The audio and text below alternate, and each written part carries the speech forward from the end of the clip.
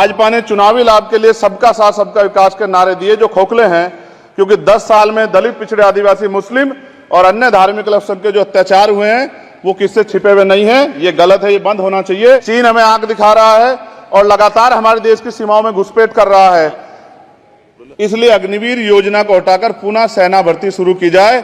उस शैक्षणिक संस्थानों में बहुजन समाज के जो छात्र हैं उनके साथ कास्ट एट्रोसिटी हो रही है, निरंतर उनकी हत्या हो रही है। साथ साथ जो सरकारी कर्मचारी हैं दफ्तरों में उनके साथ भी, जो SC, ST, OBC और मुस्लिम और अन्य धार्मिक अल्पसंख्यक उनके साथ, और साथ साथ भारत की सबसे प्राचीन व बहादुर रेजिमेंट में से एक चमार रेजिमेंट को पुनः बहाल करा जाए। समाप्त करें। माननीय सभापति जी, मैं पहली बार बोल रहा हूं, आप कहेंगे मैं बैठ जाऊंगा, मैं आपकी बात, मैं संवैधानिक मर्यादा का पालन करूंगा, मगर हम तो माननीय सभापति जी सुन ही रहे हैं। आप बोलिए। जितना देश दूसरों का है सर, इतना हमारा भी है। हम मरने के लिए पैदा नहीं हुए, जो चाहता है हमारी हत्या कर देता है। मूछे रखने पे, घोड़ी पे बैठने पे, मटकी छूने पे हमारी हत्या हो रही है। क्या बदला है सर? 70 साल बाद भी दलित, पिछड़े, मुसलमानों पे हिंसा नहीं रुक रही है सर। देश किसी की बपोती नहीं है, देश संविधान से चलता है सर, और संविधान से चलेगा। संविधान छेड़खानी बर्दाश्त नहीं की जाएगी सर। अध्यक्ष महोदय, माननीय सभापति जी, 14 अगस्त 1947 को ये देश अंग्रेजों के अधीन था। 15 अगस्त 1947 को हम लोग आजाद हुए। 16 अगस्त 1947 को देश आजादी में था, लेकिन धन, धरती, राजपाट में बंटवारा नहीं हुआ। जो साधन संसाधन थे उनमें बंटवारा सही रूप से न होने के कारण एक बहुत बड़ी आबादी सुविधाओं से वंचित और सम्मान से वंचित रह गई। उनको सम्मान देने के लिए और अंतिम व्यक्ति तक सुविधाएं पहुंचे, इसके लिए लोकतंत्र की व्यवस्था हुई। लेकिन आजादी के 70 साल बाद भी हम कहां खड़े हैं, इस पर ये चिंता का विषय है। मैं मानता हूं कि सामाजिक न्याय तभी होगा माननीय सभापति जी, जब जातीय जनगणना पूरी होगी और जातीय जनगणना कराई जाएगी, और साथ साथ संख्या के आधार पर आरक्षण जो है वंचित वर्गों का बढ़ाया जाएगा।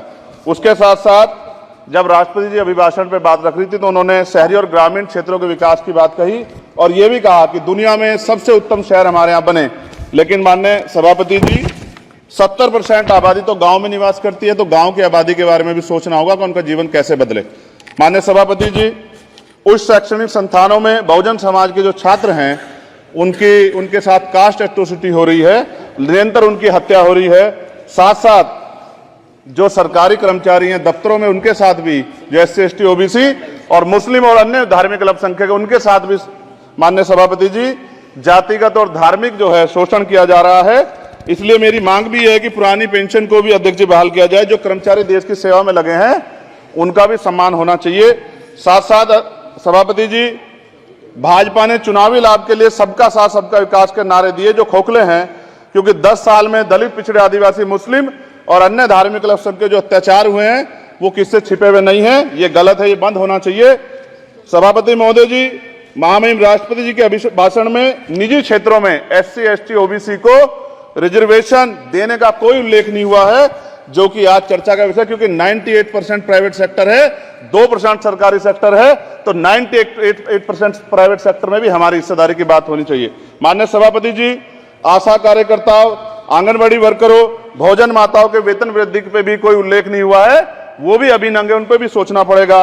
माननीय सभापति जी, जिस क्षेत्र से मैं चुन के आऊं नगीना से, वो बहुत पिछड़ा क्षेत्र है। उस क्षेत्र में कोई विशेष आर्थिक पैकेज नहीं दिया गया, रोजगार की सेवाएं नहीं है, नौजवान पलायन करता है। IIT, IIM, एम्स, केंद्रीय विद्यालय आदि शिक्षा में और चिकित्सा संस्थानों की स्थापना होनी चाहिए, जो कि नहीं है। और माननीय सभापति जी, मानसून सत्र आ गया है, मेरा क्षेत्र बाढ़ से बहुत प्रभावित है, इसलिए मैं आपसे आग्रह करूंगा कि वहां के लोगों को बाढ़ से निजात दिलाई जाए।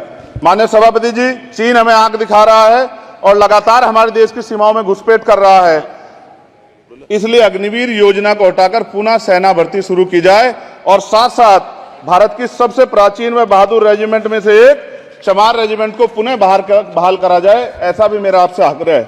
माननीय सभापति जी, पिछले सारे प्रधानमंत्रियों ने मिलकर जितना कर्ज लिया है उससे दुगना कर्ज हमारे वर्तमान के प्रधानमंत्री जी ने लिया है। किसान अगर अपना कर्ज माफ कराने के लिए जाता है तो लाठी झेलनी पड़ती है, जबकि सरकार ने धन्ना सेठों का 15 लाख करोड़ रुपया माफ किया है।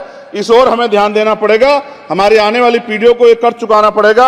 माननीय सभापति महोदय जी, किसानों को MSP की लीगल गारंटी तथा किसानों का कर्ज माफ होना चाहिए। साथ साथ 2 अप्रैल 2018 को SC/ST के बच्चों पे बहुत बड़े पैमाने पे मुकदमे लगे थे। वो हमारी लड़ाई सही थी, ये सुप्रीम कोर्ट ने माना और बाद में सरकार ने माना। वो मुकदमे तुरंत वापस होने चाहिए। माननीय सभापति जी, प्रेस जो है उस पर भी शिकंजा कसा जा रहा है। जो पत्रकार सरकार के खिलाफ बोलता है, नौकरी से हाथ धोना पड़ता है। और सोशल मीडिया हमारा हथियार है, उस पर तरह तरह के प्रतिबंध लगाए जा रहे हैं और विरोध करने वालों को सोशल मीडिया हैंडल भी सस्पेंड करा दिए जा रहे हैं। साथ साथ सभापति जी, पेपर लीक और परीक्षाओं के कैंसिल होने से देश के नौजवानों का भविष्य खतरे में है। नीट, यूपी सिपाही भर्ती सभापति जी और 69,000 शिक्षक भर्ती में आरक्षण घोटाला हुआ है, कोई पूछने वाला नहीं, खून के आंसू रो रहे हैं बच्चे, बेरोजगारी का दंश युवा झेल रहे हैं। इसलिए मेरा आग्रह है कि युवाओं के लिए कृपया समाप्त करें। चंद्रशेखर, माननीय सभापति जी, मैं पहली बार बोल रहा हूं, आप कहेंगे मैं बैठ जाऊंगा, मैं आपकी बात, मैं संवैधानिक मर्यादा का पालन करूंगा, मगर हम तो माननीय सभापति जी सुन ही रहे हैं। आप बोलिए, 1 मिनट। धन्यवाद, धन्यवाद। 1 मिनट और बोलिए। अध्यक्ष सभापति जी, नारी सम्मान की बात करने वाली सरकार, हमने मणिपुर देखा सर, हमने पहलवान बेटियों का हर्ष देखा सर, और हमने सर हाथरस की बेटी का हर्ष देखा सर, और हाथरस के परिवार को जो वादा किया था सरकार ने वो भी पूरा नहीं किया।